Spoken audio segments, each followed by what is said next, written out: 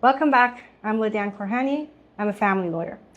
So we're going to talk about the Children's Aid Society today and what happens once your child has been apprehended.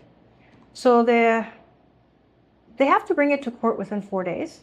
So you're going to be in court fairly soon once they have apprehended. And on that day, because you're unprepared, and usually it takes about a day or two before they come back to court, it's going to be difficult for you to try to do a temporary care hearing and for the return of your child. I'm going to talk about a temporary care hearing in our next session, but right now I want to talk about what you need to do in terms of responding to the application. If you don't respond to the application, you can be noted in default, and the CAS can go with the orders that they're seeking, and you're pretty much not a part of the proceedings anymore, and you don't have a say anymore. So it's really, really, really important that you respond to this application.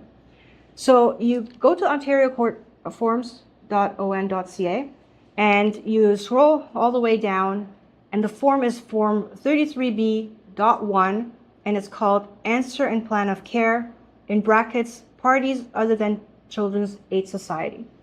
So this form is really self-explanatory. It's pretty easy. You write the names of your children or child. You write down if there's anybody else that's a respondent.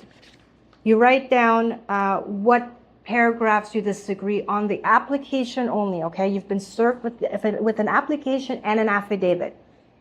You respond to the affidavit a later date, and I'm going to explain that that's part of the temporary care hearing. But the application you're going to respond to based on the paragraphs that they've written, whatever you agree or whatever you disagree with. And then they're going to ask you a very specific question. They want to know, in essence, what's the plan of care? So if your child or children are returned to your care, where are you going to live? Are the kids going to go to daycare or school? Are you going to be working full-time, part-time? Where? Are they going to have contact with other people? So just really respond to the questions, okay? You want to make sure that there's a plan of care in place.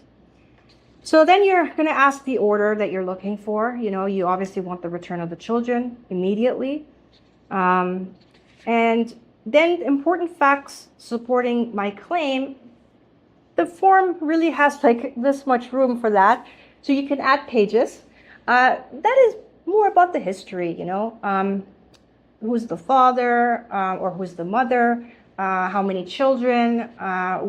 You want to kind of summarize your plan of care there. You want to summarize it, and you want to show the court that it is in the best interest of the children to be in your care. You want to show the best interest of the child. And then that's it. You have to do it within 30 days. If you can't do it within 30 days, you can get consent from the society, Children's Aid Society. Usually they do consent to that. Again, it really depends on which court you're in, which jurisdiction you're in. Some are a little bit more lenient than others. So it's important to have that conversation ahead of time if you're unable to meet the 30-day